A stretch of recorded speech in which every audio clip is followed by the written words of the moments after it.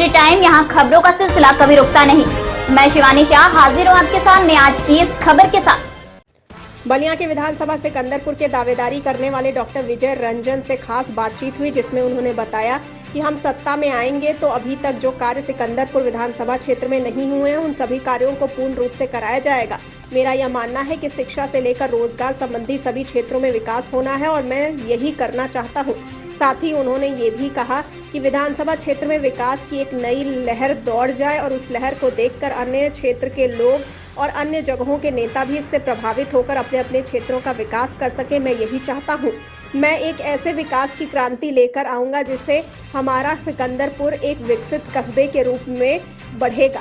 आइए देखते हैं बलिया से हमारे संवाददाता डी प्रसाद की ये रिपोर्ट। बलिया के सिकंदरपुर विधानसभा में जो कि 2022 के चुनाव को लेकर जारी सरगर्मी थी, तमाम प्रत्याशी अपने भागों का आजमाइश कर रहे हैं। इसी बीच पहुंचे हैं विधानसभा सिकंदरपुर में एक बीजेपी वरिष्ठ नेता डॉक्टर रंजन जी मौजूद हैं अपने कार्यालय पे। आइए चलते हैं, देखते हैं आज का माहौल क्या है।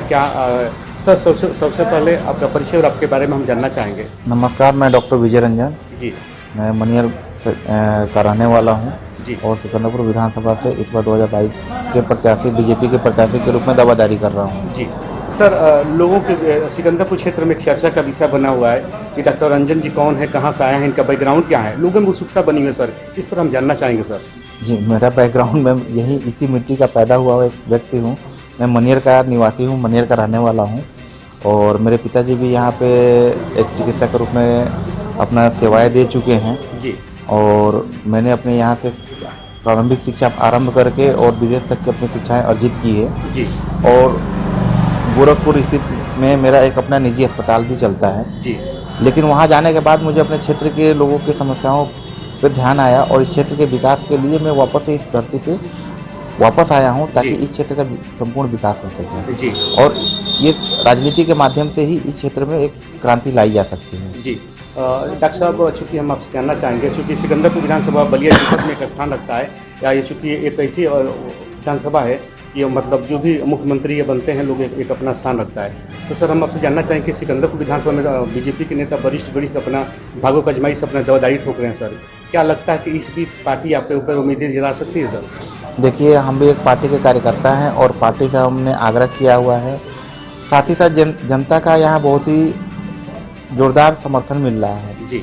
और जनता के उत्साह को देखते हुए और पार्टी नेतृत्व को मुझे लग रहा है कि पार्टी नेतृत्व मुझ पर भरोसा करेगी और इस क्षेत्र की प्रतिनिधि के रूप में मुझे सेवा करने का जरूर अवसर प्रदान करेगी। जी सर, भविष्य में योजनाएं क्या हैं, आप क्या सोच रखे हैं? देखिए, भविष्य की योजनाएं ये है कि जैसे ही अगर मैं सत्ता में हमारी सरकार आती है और यहाँ के प्रतिनिधि के रूप में मैं चुना जाता हूँ जी, तो अपने सरकार के माध्यम से जितनी भी विकास की परियोजनाएं हैं, अधिकांश परियोजनाएं में इस क्षेत्र का विकास हो सके, नए रोजगार का अवसर उत्पन्न हो सके जी। इसके साथ साथ मेरे निजी भी कुछ परियोजनाएं हैं जो मैं इसमें संचालित करना चाहते हैं, जिसके माध्यम से एक चैरिटेबल हॉस्पिटल का निर्माण कराना चाह रहा हूँ जी।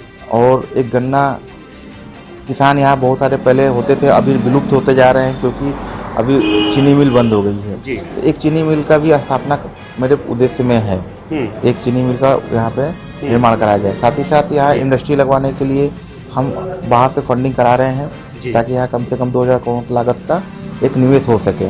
इससे यहाँ के कम से कम 10,000 लोगों को रोजगार उपलब्ध हो, क्षेत्र में एक विकास की क्रांति दौड़ पड़े। जी सर, सिकंदरपुर फूलों की नगरी कही जाने वाली सिकंदरपुर बहुत हमारा पिछड़ा हुआ है सर, आज़ादी शासन सर विकास नहीं हुआ सर, इसको लेकर क्या आपके मन में चर्चा है? अगर मौका मिलता है सब क्षेत्र के लोगों के लिए क्या सोच रखते हैं? जी बिल्कुल, सिकंदरपुर फिर से उसे वही फूलों की खेती आपको हर जगह नजर आएगी। इसकी गुलाब की महक देश विदेशों तक, अमेरिका तक, ऑस्ट्रेलिया, जापान हर जगह पहुंच जाएगी जी। और इसके लिए इत्र के कारखाने और जितने भी संयंत्र होते हैं, मेरी भरपूर कोशिश रहेगी कि यहाँ पे जल्द से जल्द स्थापित हो सके और मेरे पहले कार्यकाल में ही ये हो जाए, इसके लिए मैं प्रतिबद्ध रहूँगा जी। सर, क्षेत्रीय लोगों को क्या कुछ कहना चाहेंगे? क्या क्षेत्रीय लोगों से क्या अपील होगी आपकी? 2022 में चुनाव उस पर क्या रणनीति आप लोग की है? जी, क्षेत्रीय लोगों से मेरा हाथ जोड़ के ये निवेदन रहेगा कि आप बीजेपी को पूर्ण सहयोग करें और माननीय प्रधानमंत्री जी और माननीय मुख्यमंत्री जी के दिशा निर्देशन में ये जो डबल इंजन की सरकार है, ये डबल रफ्तार से आपका विकास कर रही है और इस विकास की पहिए को आप रुकने मत दीजिए। सर युवा प्रत्याशी है, लेकिन चेहरे पे मुस्कुराहट नहीं सर, थोड़ा मुस्कुरा कर जवाब दीजिए ताकि हमारे दर्शक देखें सर। चेहरे पर सर स्माइल होनी चाहिए क्योंकि जी क्षेत्र जी का आदमी जी है जी। सर। नहीं बिल्कुल बिल्कुल। और हम लोग तो चेहरे पे हमारी मुस्कान जी तभी अच्छा लगेगा जब क्षेत्र का विकास हमारे दिखेगा। उसे देख के जो मन में मुस्कान आएगी ना, जी वो बहुत अच्छा लगेगा। जी। NST टाइम से बात करने के लिए बहुत बहुत धन्यवाद सर आपको। इस कड़ी में बस इतना ही। ताजा तरीन खबरों के लिए बने रहिए NST टाइम्स के साथ। मुझे दीजिए इजाजत, नमस्कार। NST टाइम्स के लेटेस्ट खबरों से अप टू डेट रहने के लिए चैनल को लाइक करें, शेयर करें, सब्सक्राइब करें और अंत में बेल आइकन दबाना ना भूलें।